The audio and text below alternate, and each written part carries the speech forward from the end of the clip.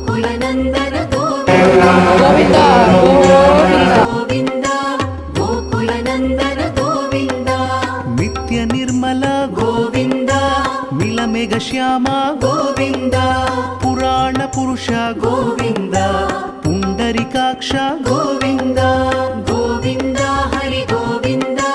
गोकुलनन्दन Govind Govind Hari Govind गोकुलनन्दन Govind नन्दनन्दन Govind